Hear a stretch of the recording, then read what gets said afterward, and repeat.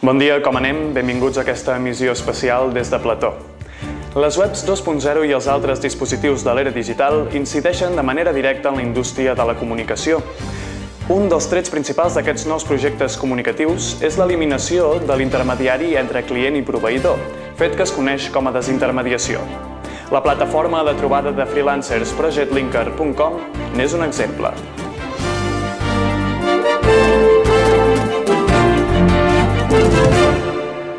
ProjectLinker.com ha nascut recentment en una època en què la demanda de freelancers està augmentant per l'afectació de la crisi en les professions tradicionals. Així ho explicava a Ràdio 4 el passat 3 d'octubre María Jesús Salido, cofundadora del projecte al costat de Lars Hermann.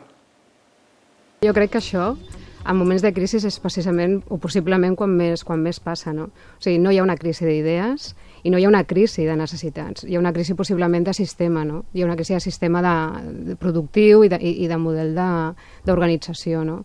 Internet possiblement ha contribuït també, si no a la crisi, sí a les alternatives amb les que podem fer front a aquesta crisi.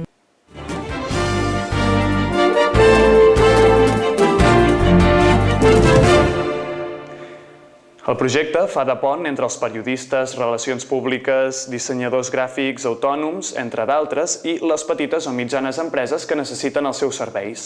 Està concebut com un marketplace a temps real en què, un cop registrats, els uns i els altres poden relacionar-s'hi de manera directa.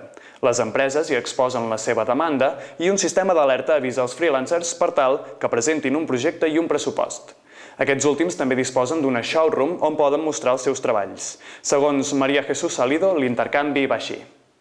Les empreses poden publicar projectes i en la publicació d'aquests projectes, clar, posen etiquetes, diguem, o sigui, identifiquen, necessito aquests perfils per fer aquest projecte.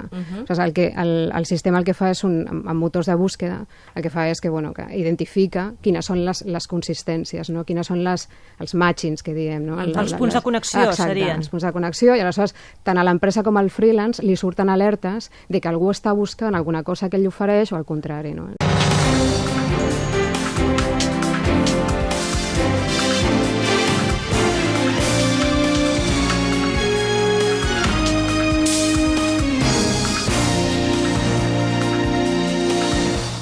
La plataforma serà gratuïta durant aquest mes d'octubre.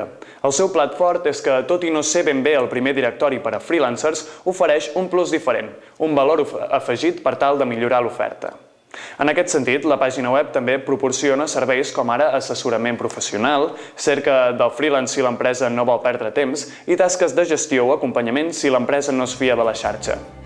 És, doncs, un bon exemple de com es pot treure partit a l'era digital.